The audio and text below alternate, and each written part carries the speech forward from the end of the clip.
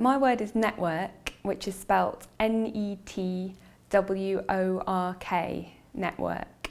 Network is an English noun that really first came into currency in the 16th century, where it started to refer to any sort of net-like structure. It was used in a really literal sense to refer to mesh-like patterns in metalwork, etc. It wasn't until the 19th century that it really started to take on the use that it's more commonly associated with today, which really refers to a more complex and extended interlocking system of any sort. But at the end of the 19th century, it was used in reference to talking about transport systems, such as canals or such as railway systems that were rapidly expanding across the UK at the end of the 19th century. The words then continued to have this quite close association with technology, and in the 1940s, it started to be used in reference to things such as radio networks. Also in the 1940s, the first use of network as a verb started to emerge as well, when people began to talk about networking, as in individuals trying to, go out of their way to make social connections with other people and extend their social network, essentially. The term net is, a particular structure, but it's a particular structure that's got holes in it, it's got gaps in it. We have these global commercial networks, we have these networks of money, we have these networks of information that are flowing around the world. But there are gaps in this network. There are spaces. There are places where these things don't necessarily flow. This helps paint a picture of the slightly uneven development of this sort of society. The term digital divide has come into currency recently. It's a slightly problematic term. There are a lot of people who aren't connected to this network, who don't have access to technologies, don't have access to other kind of key resources that get associated with these kind of global capitalist networks. The network society isn't a static thing. It's not this network structure that goes across the globe and is kind of fixed. Different places, different regions are constantly being attached to this network, but are also constantly being disconnected. The network is kind of a dynamic thing. In relation to sort of transnational commercial networks, constantly reattaching particular regions to the network when, say, a company might set up a factory in a particular region. But also these can be disconnected quite easily. When, say, the wages rise, suddenly they might be disconnected from the network as the factory moves. So the network is constantly changing and constantly creating wealth, but also constantly creating poverty. What's really significant though, and what's been talked about a lot in cultural theory, is that how it's not just about these transnational corporations. There are actually also networks of resistance. Really interestingly, they've used the infrastructure that supported the global capitalist network, namely information and communications technologies, the internet, etc.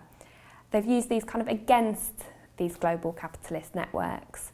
For instance, there was a movement in Mexico in the mid-90s who were really radical in that they were one of the first movements. I think they're often referred to as the first informational guerrilla movement, because they essentially used the internet to really generate international sympathy around their plight. They're from this region called Chiapas, which is the second poorest state in Mexico. And they were really objecting to the way that free trade policies between the US, Canada and Mexico were having a really detrimental impact on their community in Chiapas. A lot of local people were being forced into poverty because the market was being flooded with cheap US grain, because transnational companies from the US and Canada were essentially setting up shop in the region and not really giving much back to the local community. The Zapatista movement decided enough was enough and that it was time to actively rebel against the government. Now, of course, rebellions can be quashed quite easily, and particularly because they were in a very rural location, I think they were worried about being violently repressed. So what they did was they used the internet to draw attention to what was happening, to draw attention to the plight that they were forced into because of their economic situation, and also to draw attention to the rebellion that was occurring. They circulated messages about their plight in various news groups These then got picked up by academics, particularly academics in the US, who then kind of added commentary to these original messages and circulated them much more widely through essentially the internet, different news groups on the internet. This use of the internet and this explicit resistance against these neoliberal capitalist networks really set a model for a lot of protest movements that were to emerge throughout the 90s. I do use a lot of these examples in my teaching. And what's really interesting is my students tend to be fine with these networks of resistance. They get the idea of economic networks that are brought about by globalisation. But when it comes to talking about the actual physical network of the internet, which tends to be what actually comes to mind when you use the term networks, you do think of computer networks and technical networks. And obviously, as I've said, in the late 19th century was when these terms first started coming into currency. But anyway, when I start to talk about these actual literal technical networks to students, actually that's when they start to get confused. I actually showed a photo recently in class that showed where all of the undersea internet cables are. And all of the students said that it totally blew their mind, because I think today, and this is a change even from 10 years ago, today we don't even really plug our computers in anymore. Everybody's using wireless internet, people are accessing the internet on smartphones, and there's no sense anymore of how it physically works, of how it's physically, underpinned by this technological network.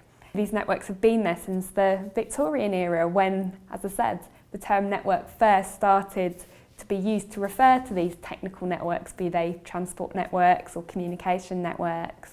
So I find it really fascinating that even though today we think of ourselves as a totally networked society, we've almost lost the sense that the kind of network society is underpinned by these very material, these very physical networks, even though that actually almost everything we do communications-wise is dependent on these physical networks.